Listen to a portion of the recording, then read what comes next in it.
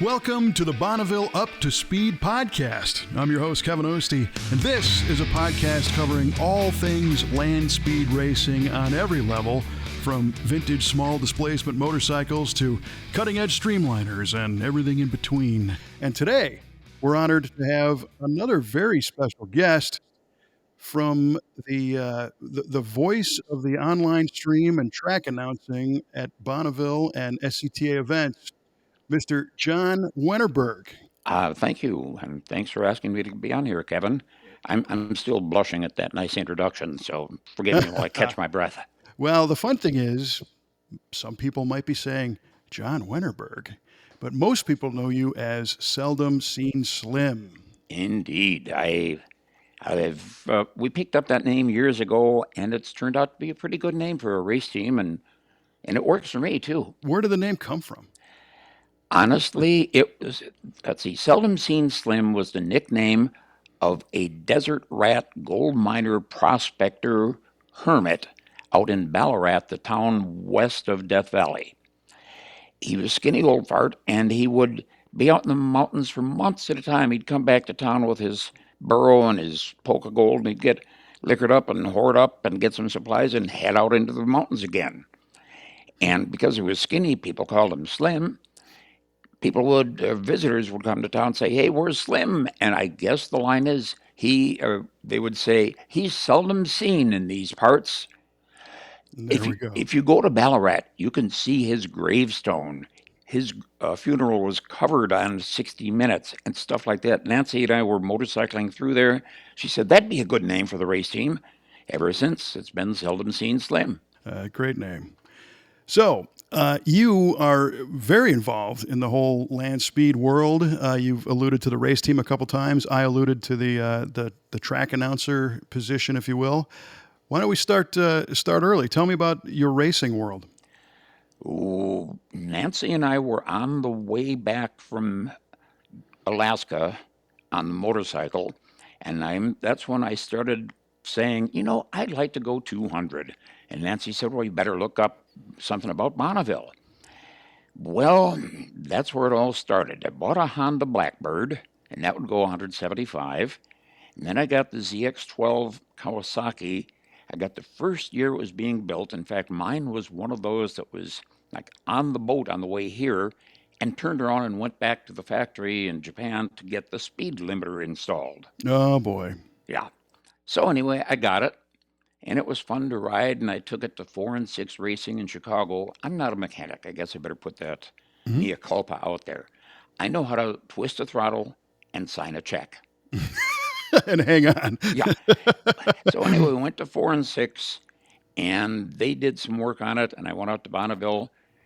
We went there the first time ever in Speed Week, or August of 01. And spectated, just sat in an RV and watched the parade all day for 3 or 4 or 5 days. We went back a month later, in September of 01, and I got on the bike and made 5 passes, and 4 of them got me new licenses, and that was 200. That wasn't so hard.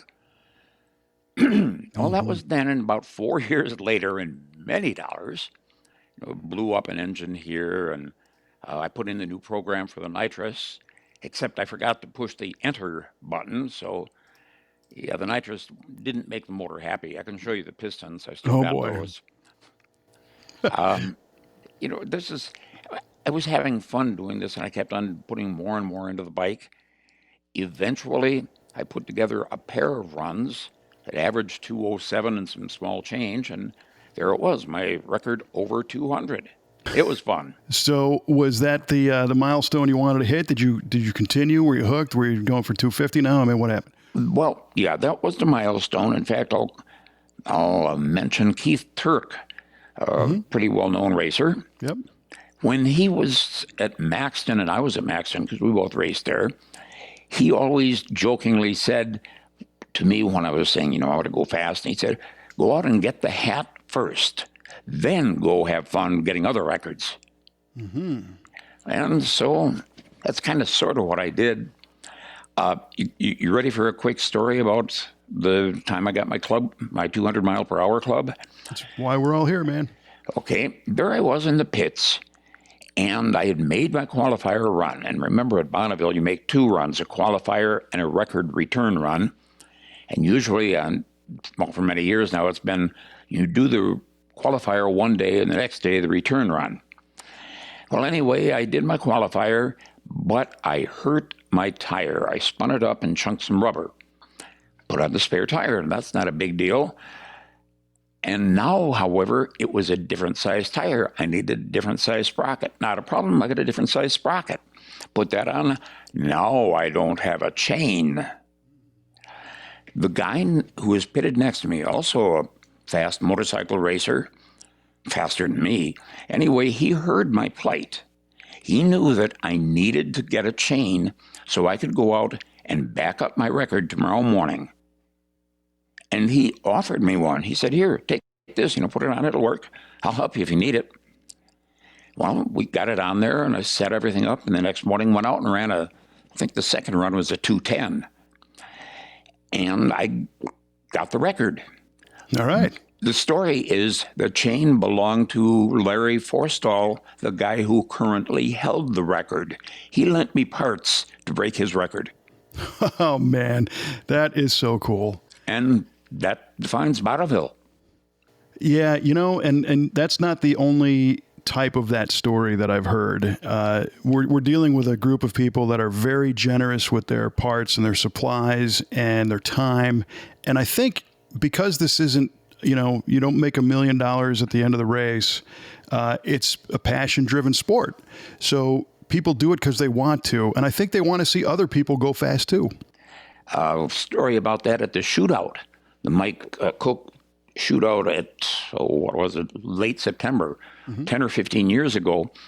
There were 2 of the vehicles that were running were the Speed Demon, the earlier incarnation of it, and the Mormon Missile, Lynn Goodfellow's diesel-powered streamliner that Curtis, whose last name I can't think of, from Wisconsin, was driving. Anyway, Curtis was to make his return run for about a 300 to 350 record. He left the line. The turbo spooled up so quick he lost it and spun. George Poteet and his entire team went out to push Curtis back into line so he could make a good run because they were working in that 1 hour time window. So George's team dropped everything to help him. Yeah. This happens a lot. Yeah, that's really cool. In fact, I recently spoke with Gale Banks, and he had a very similar story from the early 60s when he was running a Studebaker with a small block Chevy engine in it, and it burned valves. And another gentleman was there, loaned him some valves. Gale broke his record, same way you did with the borrowed chain. And that's just how it goes. Oh, I know well. So you did the race thing, did the spectator thing, and today you're one of the voices that share this event as it happens live. And I'm going to admit, as I hear you talk, I get kind of excited because my brain associates your voice with that event, cool. Which is great. That's fun to hear. Well, let's go back for a second to some more of my land speed stuff, my volunteering. Sure. Keith Turk, once again, reported when he came back from Bonneville that, hey, we did some volunteering out there, and it was cool.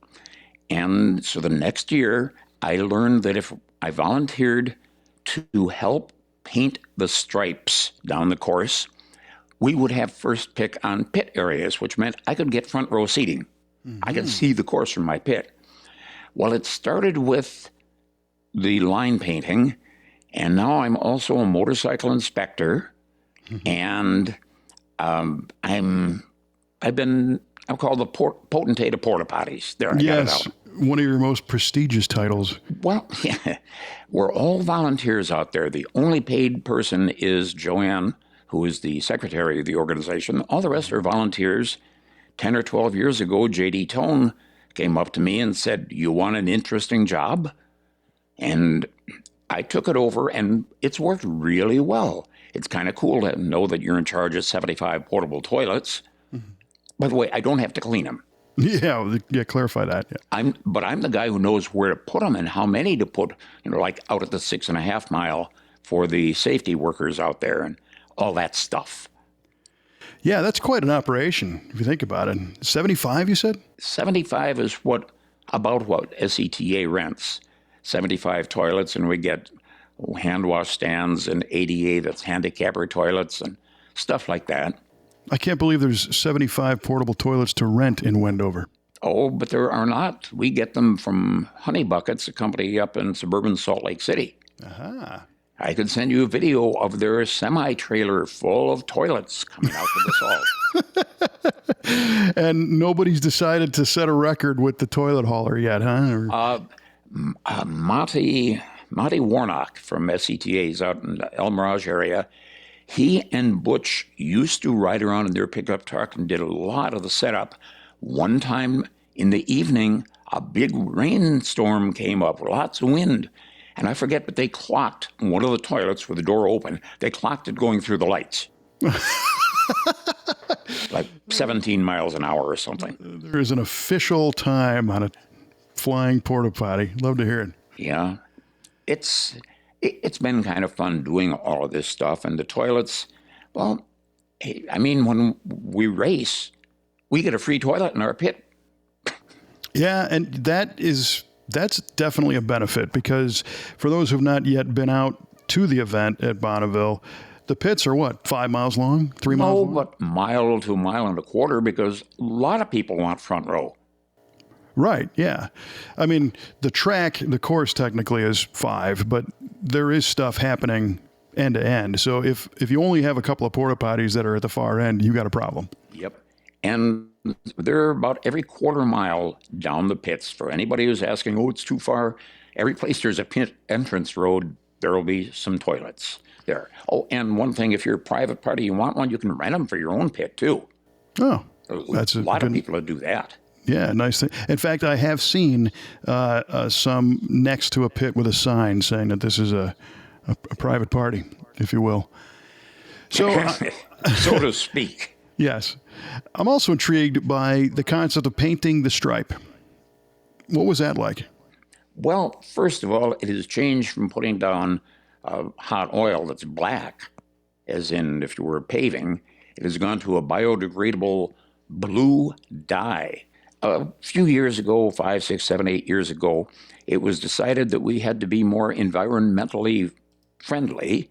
And so instead of using the hot oil, they started using just blue dyed, I don't know if it's dyed water or what, but put that down with a little sprayer from a tank in the back of a pickup kind of a deal. And that line needs to be, let's see, from the start to the 5, 6, 7, at least out to the 8 miles. So that line has to be 8 miles long.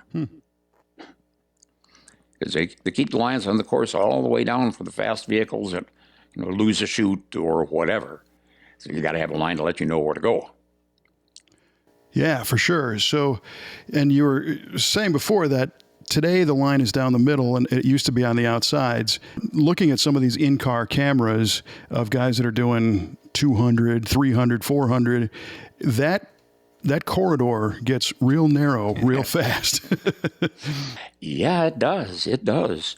And then there are the times when it's even narrower than that.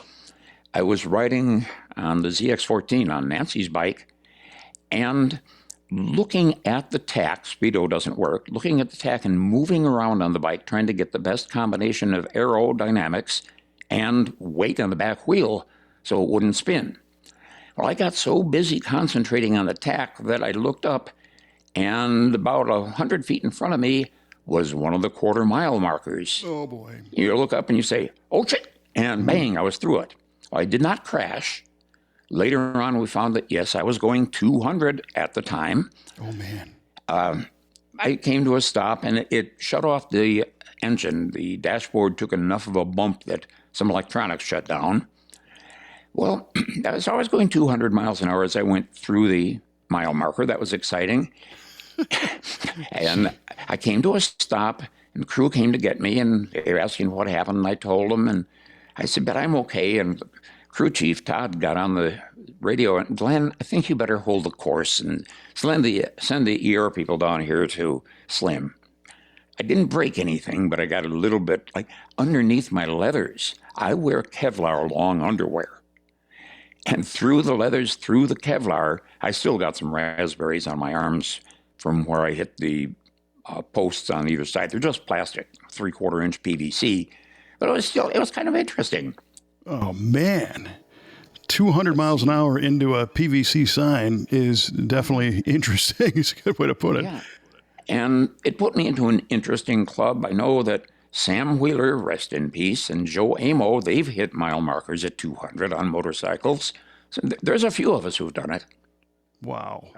John Manono, I think. But anyway, it does happen. Now, what happened was the middle of the course is commonly, and by the way, this is going back to the blue line, middle of the course is commonly less good quality because the cars go down the middle. Mostly, that's a natural thing. So therefore, motorcycles and small vehicles, we often will go close to the line on one side or the other because the salt is better.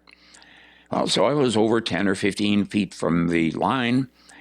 As I went down the middle mile, if you look to the left, there is a crotch, a saddle in the mountains. That's where the crosswind hits everybody, including me. Blew me 10 or 15 feet sideways, bang, into the mile marker.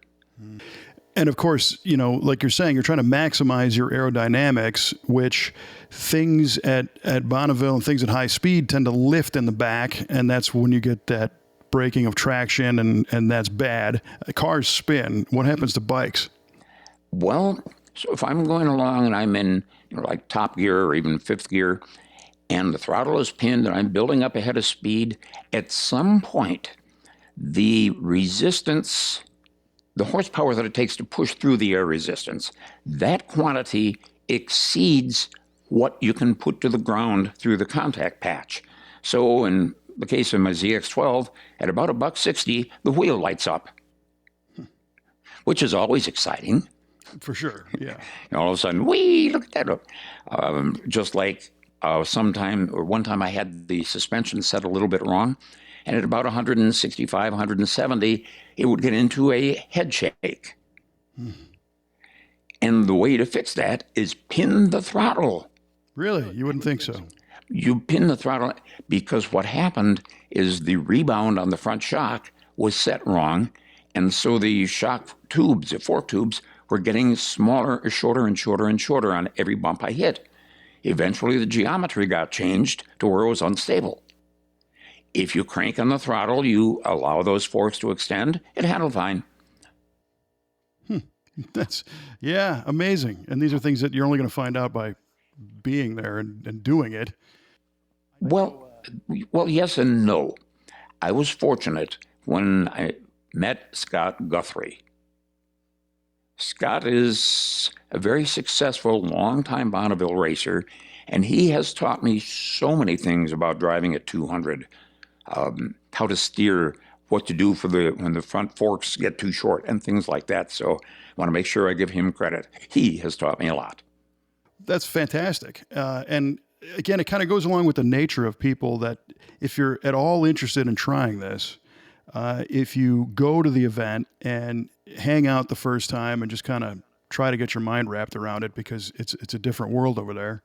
I like to say it's the slowest, fastest thing in the world, because the pace of lining the vehicles up and letting them run is not like a drag race where it's, call a class to the lanes and then one after the other they go. It's a much longer course. They're staggering the speeds. There might be a course cleanup or a safety thing. So there's a lot of waiting time. And if you're not used to that, it's something to experience. But if you want to know about stuff, there are plenty of people that are more than happy to share their experiences and their info with you, which is great. Well, I like to describe it as if you're welcome to walk through the pits. If they're obviously busy or thrashing, leave them alone. But if they're just goofing around and they're doing easy work, walk by and look and, ask questions. And don't be surprised if somebody hands you a rag or a wrench and says, here, come here, and we need something. Yeah, right. And a lot of us racers know this, and we take advantage of it. Hey, we can get cheap labor from one of the spectators. For sure. And again, it kind of builds that community. And you're not going to see that at an F1 race or at an NHRA, national event for top fuelers where the pits are roped off and you can't get close and there's security guards. Out on the Salt and at El Mirage and these types of events, you're more than welcome to hang and, like you say, maybe give a hand. Oh, yeah. And when Nancy was riding on the ZX14, the bike runs in production class. That means we can't make many modifications at all, except those that are completely out of sight. I couldn't put on stainless steel brake lines, for instance. It's a safety issue. Nope, they're not factory. So we couldn't lower the bike. Nancy was just barely tippy toes touching the ground. Okay, so we would hold her up at the start line and then give her a push off until it got rolling, until she was stable. I would often shout out to a spectator or two or three, "Hey, come here, would you help?" Oh, they loved it. They got to stand at the line and help a racer. Mm-hmm. Yeah, and who would have anticipated that? You go out there and you're literally hands-on. Uh-huh. So tell me about your wife Nancy's racing career, because that's fascinating too. It goes like this. Nancy had never been on a motorcycle in her life until we met. She took the course and got her license and rode around a little bit, but was, she rode around because it was fun to be with me. Well, out at Bonneville, she couldn't ride on the ZX12. That's the only bike we had at the time because it was stock and the same thing, tippy toes. We put on a custom body, a Charlie toy body from AirTech back in '04.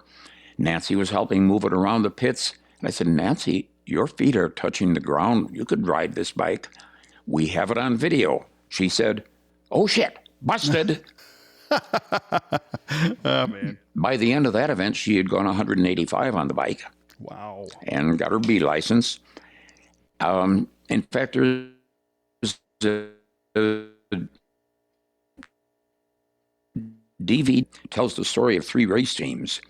Aaron, Sills, and Andy with a little 60/60 lay-down belly flopper of Jack Costella, and I think it was a stay-at-home or a stay-in-school roadster, and us. And you can see the video, maybe 20 minutes of Nancy making runs and doing this and doing that. So she had her moment in fame. That's really cool. And she obviously liked it enough to do it. Is this something that she's going to continue to do, or is she still ride? Do you guys still ride on the street and all the rest of it? Well, let's see. No, Nancy, I think it was in 11, she crashed at the start line. Ooh. Had unfamiliar gloves on. When she tried to let the clutch out, it came out too fast. It spun up the tire. She grabbed the clutch and chopped the throttle and high-sided at like 5 miles an hour right there at the line, and broke a couple of bones and ribs and things like that. And that was her last ride at Bonneville. In retrospect, I only did it because you wanted me to, hon. Anyway, so she's not really interested. And that class is competitive beyond my budget these days. So I licensed that bike. I ride it on the street. That's fun, riding a 200-mile-an-hour bike on the street. Yes. Well, I won't ask any questions about that. Well, no tickets whatever on my driver license. I haven't had a speeding ticket or anything in years. Well, good for you. Yes, I'm one of those who can really do it. I can save it for the racetrack. To go back to, you asked our racing career, Nancy has done. I have had some interesting health challenges over the last year or two, and so therefore I haven't been able to ride in competition at all for this last year. Let's see, tendon problems in my right hand, and not one, but two open heart surgeries. Oh, man. Oh, they're a piece of cake. They're not that bad. So a year and a half ago, I gave away my ZX12. Huh. Title, here, sign, it's yours, free and clear, no strings. Here are all the parts I've got. And the reason I did that is there were, two items in there, a good Motec controller and a $6,000 billet stroker crank that never got optimized, never got set up. So I looked for a year or two or three and finally found a racer who I felt was technically capable and motivated enough, and I gave him the bike. The only restriction, only string attached is, when you get it running, I'm going to ride it too. Nice. Because that will put it up. it could run a 235 if everything comes together right. Man, well, first, glad to hear that your surgeries were a piece of cake. It's not normally how you hear heart surgery described, but that's excellent. And what a cool thing to do, to find somebody who would appreciate it and actually be able to, let that bike sing for all it's worth and get that to that person. So that's very kind of you. It is a fun bike to ride. It's my first race bike, and it's just crude enough, I guess, with the clip-ons way down there and a stepped header exhaust and upside down shifter and all those things just make it fun to ride. For sure. And I sure would hate for it to just sit in the garage here waiting for me to get old and not be able to ride it anymore. So I gave it away to Joe, and we'll see what he can do. Right. It's like penning up a thoroughbred, man. You got to let these things run. Yeah. So a million years ago, I took a class at the Frank Hawley Drag Racing School in Pomona. And one of the lessons was, as you're on the starting line, and in a drag race, you're looking at the Christmas tree to start the lights. And Hawley did a nice example where he said, if you stare down to the end of the track, your peripheral vision is not good enough to give you a good reaction time watching the lights. Okay. So he said, turn your head, look at the light, and then when the light is, about to turn green, turn your head again and look as far past the end of the track as you possibly can. And that will help you stay straight. Is that a similar strategy on the Salt? Well, yep. You aim at floating mountain, basically. A floating mountain or floating island, big lump of mountains sticking up out of the Salt 10 or 15 miles away, but it's right down there at the end of the course commonly. And it does give you something to look at. And I know I look a mile or two ahead, at least that. Yes, you want to look ahead and get used to the narrowing focus as you're going faster and faster, and that track is getting skinnier and skinnier. Yeah. That's got to be a heck of a thrill, especially on two wheels. Yeah, it is. I've made the run a lot of times. The last time I rode that ZX-12 there, I did not have the nitrous or anything on it. I just wanted to go for a fun ride. And so I waited until Wednesday or Thursday of the event, and therefore not much in the way of waiting lines or anything. And I went down to the long course, and Jim Jensen, the starter, said, what are you going to do? And I explained, I'm just going to go for the fun of it, make an old lady ride. He said, go ahead. You do lots of work here. You've been busy all week. You volunteer. You got the hat. Go enjoy it. So I did. I left the line, and again, the bike is fun. It's nice and noisy, and I was enjoying it, and no issues at all. And I looked over there and saw the mountains in the saddle, and I looked ahead and I saw a floating mountain, laughing my head off, just having a blast. I got the timing slip, 190 miles an hour. You're only 10 off.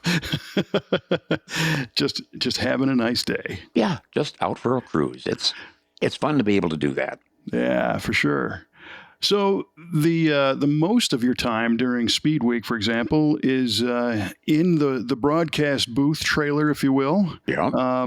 That's a heck of an experience. Yeah, it is. And this year, we may have a better experience. The trailer, I'll give you the quick rundown. The trailer is like a 20-foot, 25-foot cargo trailer with a plywood partition. The back end is where Sherry Howard and the time slip printer hang out. The other end is where I sit, where we've got a big window and an air conditioner. Well, air conditioner isn't really the best word. That tiny little sucker is mounted up there, and it blows the hot air into Sherry's place, so timing slips is 110 degrees. They leave the door open all day. Mm-hmm. We are looking towards the sun. Nice big 4x8 picture window, but towards the sun.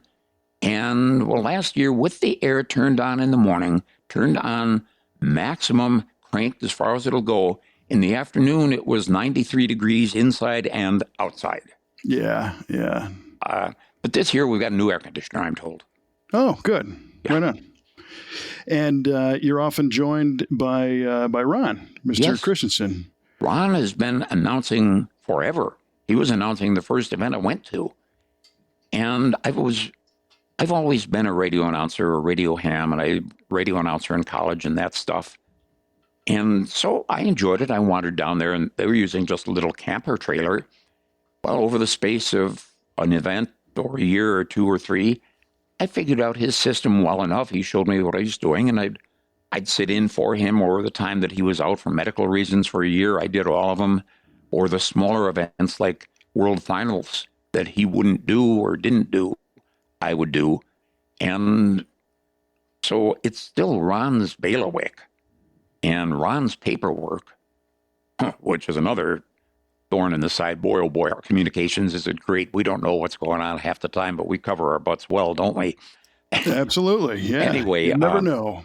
His system, and we just kind of put it together, and we worked fairly well together and had a lot of fun. Now, let me stop and tell you about landracing.com. Mm-hmm. Okay, that's my website. That's the website. Bought it about 15 years ago from John Amo, who founded it back in the late 90s. And one of my dreams, my hopes, all the years that I had it, and I bought it in 2008, was to do live streaming. Well, it hardly even existed in 2008, and now for the last couple of years, it's been fairly easy. We live stream it down Land Racing, and lots of places pick up the audio. However, if you listen as an, I'll say, ignorant spectator, you don't know anything about land speed racing, that points out how dull it is. Because you hear zoom, there's nothing happening for about 3 minutes. Then you hear zoom, there's another 2.5 minute wait.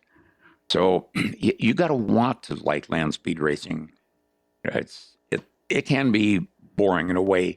Nonetheless, by putting it on the live stream, everybody can hear it. I'm told now that SCTA is putting some video on. So we're getting better and better, getting almost to be modern. Hey, well, that's part of the cool thing about land speed racing and Bonneville in particular is it truly is where, a lot of hot rodding started. So to go there today in 2022 and still have that experience that is kind of back in time is definitely part of it for me. I dig that. Now, would I like, ESPN style world class coverage? I might if I'm not there, but I don't think I'd like what it would do to the event. Yeah. Oh, that one I will agree. There have been sponsors that have had their signs up or their flags up, but never had anybody big time come in and spend money like that, like you might in a Formula One. It's just a small group. There's 600, 700, 800 land speed racers in the whole dang world. Okay, maybe more than that, but not a lot more. Mm-hmm. Speed Week will have 500 entries. It's not as if you've got tens of thousands of people who watch it every weekend or whatever. Right. Yeah. So interestingly, when you talk about kind of that lull in the action between runs, and you also said the small group, one of the things that I found the first time I was out there, I was out there as a kid, not to the event, but that's the first time I saw the Salt Flats. It was about, 4 or 5 years ago, a buddy of mine finally said, hey, you need to come out here because I've always been fascinated. I've always loved it. I always read about it. But I just never really, took the opportunity to go. So standing there, the first thing that struck me was, again, the pacing or the lack thereof. And then it rained. So, nothing happened for a couple of days. But you kind of can't help but feel like a little bit of an outsider when you first step on the salt because it's a different world. Literally, it looks like the moon, and the people are all busy, and seems like everybody knows each other but you. But soon you start to identify, and I was fortunate enough that I knew people just from being in this industry. So guys like Chris Raschke and the Speed Demon team, I've known those guys for years. But lots of others, I had no idea who these people are. These people have no idea who I am. But when you start to see them run and you start to hear your broadcast, you start to build that connection, and then you go talk to them, and everyone's very, very welcoming and interested to talk about their program. Everybody's interested to share their own stories. So that's always really cool. So then I fly home and I got to listen to the last day or two of your broadcast.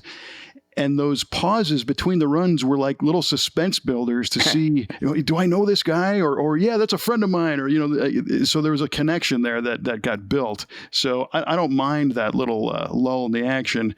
Now, the other people in my shop that work, they don't like it so much because we'll be in the middle of a conversation and all of a sudden I'll go, wait. And I'll turn my head and I'll listen. And I'll hear you 247.190. Damn, Yeah. And I put a mic out in front of the trailer, the announce trailer, to pick up ambient noise. I want to hear the engines because I know a lot of people at home want to hear the engines. Oh, yeah. In fact, a good story about that is the Gout Salt car, Frank Silva's car. He brought it out a couple of years ago in honor and memory of his dad. It's got an Arius methanol motor in it. Anyway, it's got a great sound. Oh, yeah. He made the pass in front of us, and you could hear it. And after he was gone down the road, and I said, man, that's what a race car ought to sound like. For sure. He used that little clip of audio on his YouTube video about it. Oh, cool. So you can hear me in there talking. And I just like the sounds. The nitro motor last year, Anita, can't think of her last name anyway. Anita Strasberg, went 350 something in a nitro car. Oh, music. Yeah. Everybody at home, all the racers, want to hear that. I have teased many times that I get a payoff from the bosses around the country who tell me not to broadcast it because their employees don't do a dang thing for a week. Well, that's true, and I'm one of them. Yeah, there you have it. I've been fortunate enough to be out there though over the past, like I said, 4 or 5 years, and it's a can't miss at this point, And I don't know what the future is because I don't have a car. I'm not a racer. My day job, we have a shop. We build high performance cars and restore muscle cars and all that stuff, but it's just not something that I've stepped into maybe yet. I just really enjoy the scene and the camaraderie, and I have helped hold a wrench and do a few things here and there. And it's something that, again, it's kind of a step back in time. At the same time, it's one of the most high-tech things there is. When you say step back in time, so many racers out there got their starts hundreds of years ago reading Hot Rod Magazine and looking at Mickey Thompson. Mm-hmm. And I have done this a number of times when somebody has never been out to Bonneville before, another racer, a crew person or something. I'm driving them down the pavement. You get the Land's End where pavement ends and the salt begins. And I have the guy get out, walk there onto the salt. And damn near every time they'll break into tears. Finally made it. I finally got here. Yeah, right, exactly. It's so common. Yeah, there's been a lot of fun out there. Done a lot of things. It's like coming home to a place you've never been, but yeah, it calls to you. So, in your track announcing career of doing this stuff, you're in some different situations, again, trying to fill time and trying to hear who's up next and follow the numbers and all the rest of it. Anything fun, interesting, crazy, good stories of just a day in the life there that are worth sharing? At the beginning of Speed Week, there have been as many as 4 courses running. Talk about juggling. Yeah. Because we do not have a display in the trailer there of who is on the line. We overhear the starter telling the tower, and if we don't happen to catch it, it might be 10, 20, 30 seconds until we know who's up. The car may be on the roll. The bike may have left the line already. And so my campaign always includes asking the electronics communications people, hey, could we have the same kind of monitor that Debbie Dannenfelser does in the tower? She's the chief timer, and she's got way better instruments. And I'm saying that because there's sometimes we don't have a dang thing to say. Right. Just However, there is a form that USFRA prints, and I sent it out too, called the Radio Announcer Information Sheet. And that's not the registration. This is a completely separate, unofficial one, but you fill in stuff like who's your crew, who sponsors you, anything you want us to say, give us this information so we can talk during that 2-minute quiet spot. Well, so that was going to be my next question. Is I've done a decent amount of announcing and events like that where you're dead in the water after you've done your 5 tap dances that you've prepared, and you guys always seem to have something or some insight about the team or where they came from, and now you're tipping your hand a little bit to say where that comes from. But that's great. It's great that they share that stuff so that you can share it with everybody. Yeah, it's also good for us that we have traveled enough. We're 1,800 miles from the Salt, where we live. And on that trip, we have visited a lot of racers from the Salt Cat team up in Columbus, Montana, and Chock full of Nuts down in Houston. And we've visited lots of these people, and so we know them. And that allows me to tell more stories about them. And I guess my training, the one quote I'll offer is, a handful of years ago, Glenn Barrett was the timer and did the announcing. And I had made a run. Nancy was coming down to get me in the pickup, towing the trailer, and was going faster than 25 as she went past the pits. I don't know what speed she was, but on the radio, Glenn said, Slim's okay. Slow down, Nancy. You don't have to go that fast. He could see her going past the pits, even from a quarter mile away. I've tried to do that in many ways. I know the driver, I know the crew chief. Rico from Vesco team, I'll talk to him and give him the speeds or something. I make it more friendly. I try and talk to the racers and talk to the crew and all of that to make it easier for everybody to understand we are a group of people who know one another. Mm-hmm. For sure.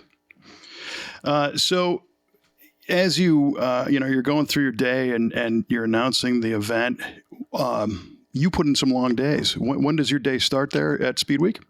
Well, return runs start at 7 o'clock during Speed Week, theoretically, 7 in the morning. And I'll get there 6:45, 6:30 sometimes. When Ron is out there, he is the only person who gets to sleep on the Salt. He drives his car out there and sleeps in the back. So as long as he's there, I know he'll be up and have the radio turned on in case I have to come screaming in late or something. Mm-hmm. But 6:30, 7 o'clock in the evening is when things wind down. And yeah, that could be a long day. However, we get deliveries from the SCTA people of drinks and ice a couple, 3 times a day in a big cooler. Mm-hmm. And a lot of the teams are courteous and friendly and bring over snacks.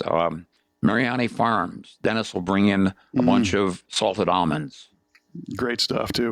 Richard Thomason from Danny Boy Streamliner up in Washington State, he would bring in a case of apples. Nice.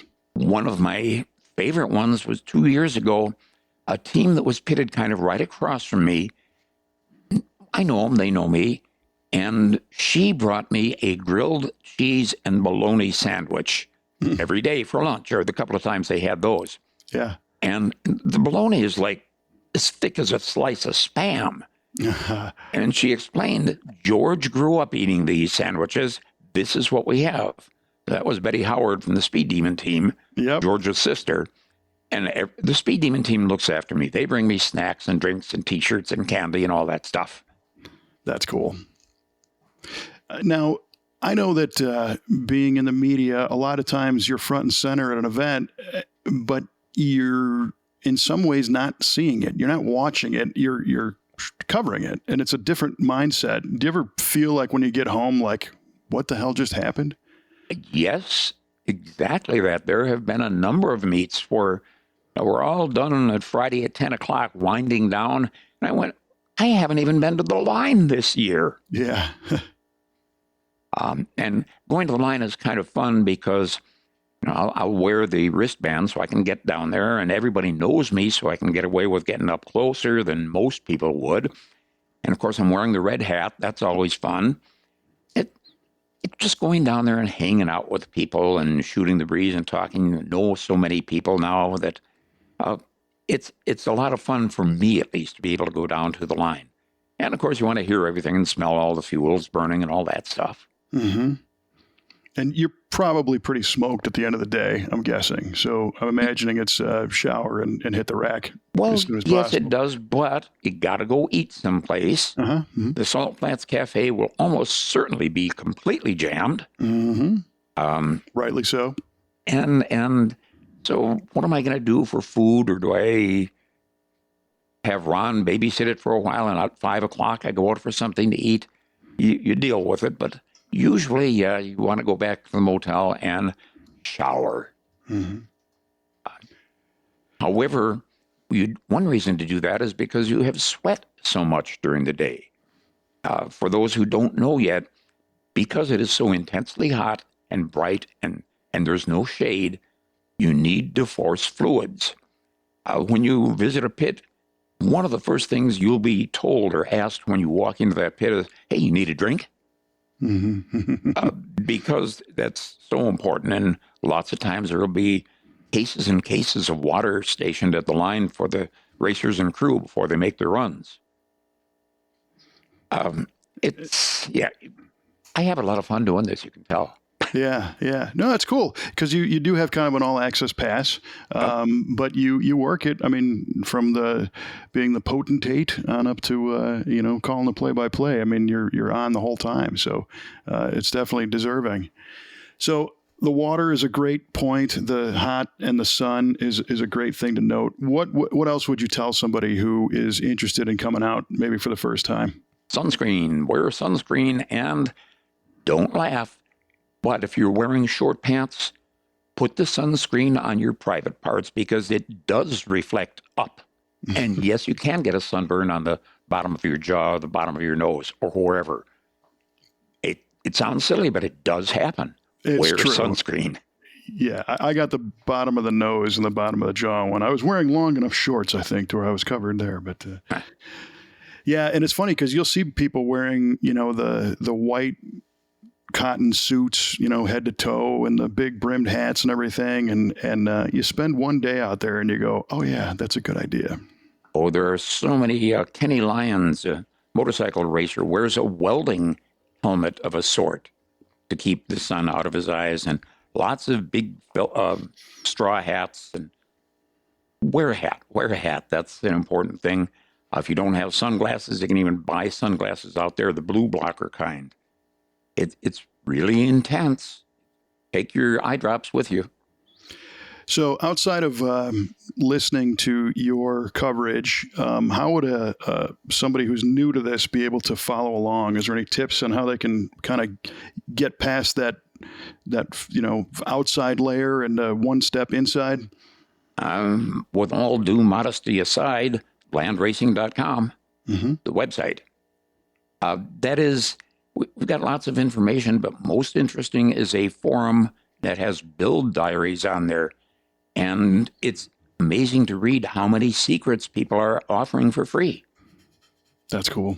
It happens all the time. Or, somebody on the forum, one of the regulars will look and say that isn't the way that brace ought to be. Or, check this weld. It doesn't look right in the photo that you posted. Sure. Everybody's trying to help everybody. Yeah, that's great. It's a great sport and a great crowd. Yeah, it's been fun. And what is it, 20 years? 20 years this year anyway, we started in 2001.